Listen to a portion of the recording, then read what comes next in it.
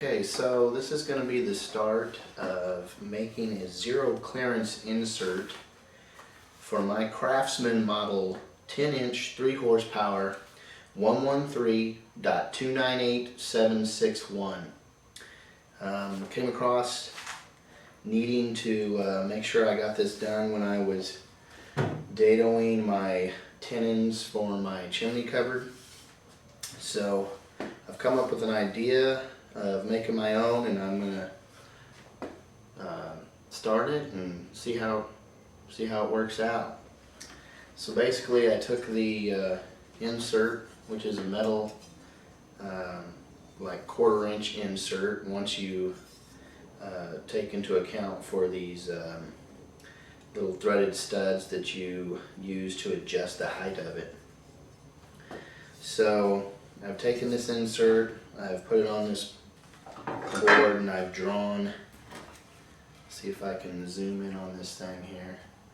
I've just basically drawn a line around where it was, and I'm going to take it over to the bandsaw and I'm going to cut out most of the waste on the bandsaw. And then my plan is, after that, I'm going to see if I can't take one of these pattern or flush router bits here, and it's got a little bearing to put up against what you're wanting to flush to, and then of course your blades to cut. So I'm going to take some of this double-sided carpet tape and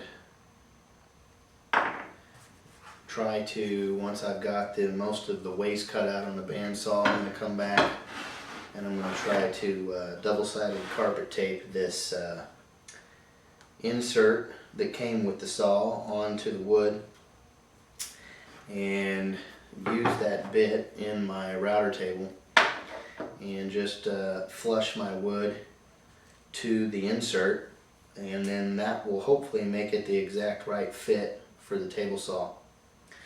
And since I don't have a 3/4 inch lip on my table saw, I'm going to have to come back once I've got the general shape cut out of my 3/4 inch wood. I'm going to try to come back with a rabbet bit and rabbet the lip around it, so that it'll sit down into the table saw and right on that lip, and then I'll still have enough weight there to hold it in the table saw. And then I'll run my fence over it and turn the saw on and start running the saw blade up and through. And I'll be trying to record that as I do it so that we can see how it works and if I run into any trouble.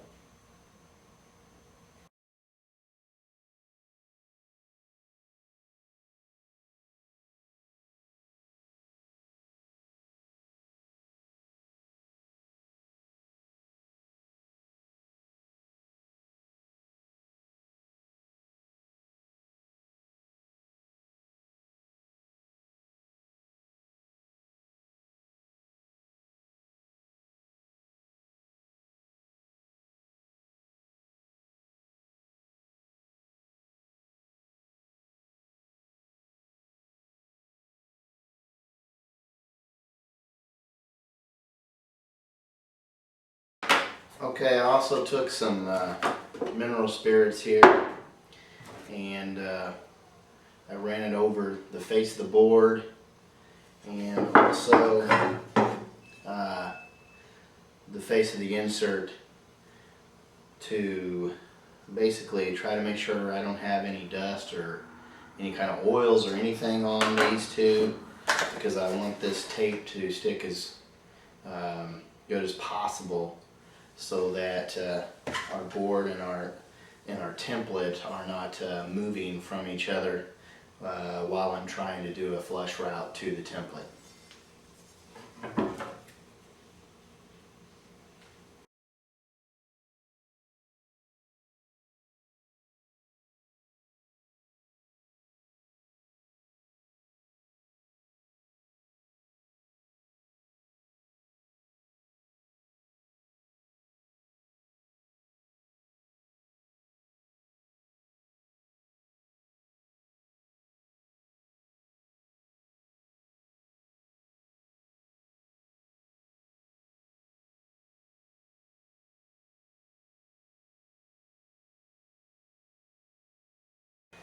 Okay, so now here I've got the flush router bit set up in the router table. I've basically just got this up here to help collect dust and get it away from the bit. I've got my template taped onto my rough cut piece of board. I'm just going to move it through and flush it out. We'll see how it goes.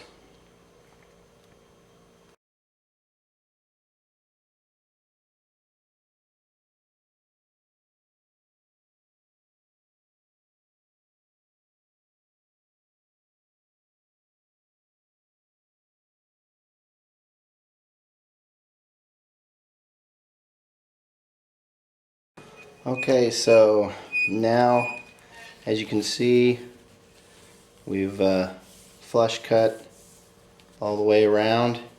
We may need to do a little sanding to clean it up, but it's looking pretty good.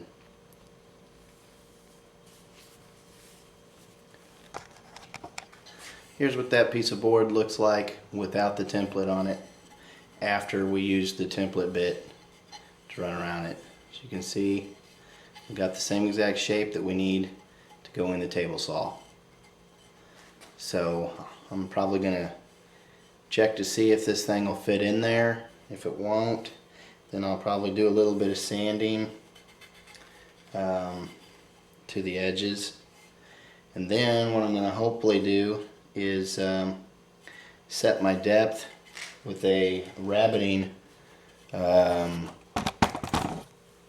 bit on my router table to basically run up a rabbet the correct depth that I need for the lip to fit down into the table saw and for it to rest on there. Okay, so as you can see, it actually fit down in the table nicely without even doing any sanding to it. The pattern bit did a great job. So as you see, we are sitting proud here. This measurement here, I believe, is about 1/4 inch. I went on about some measurements here that were not correct due to the saw lip at the ends of the insert where the screw hole down goes. To make the meat of the board sit inside the hole, the rabbet will need to be 1/2 inch deep to leave a 1/4 inch lip and 9/16 inch wide to clear the saw lip all the way around. And then we also need to be setting how deep our cut is. So if we take a measurement of how far that needs to be, it looks like about 5/8 lip is what that is.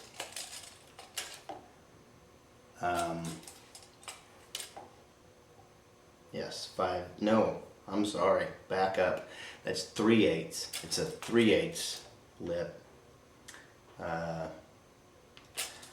So we'll need to be a little bit over that actually, so that we will slide down into this hole easily, and then that'll give us some thickness and some weight to that insert, rather than just putting a 1/4 inch piece in here.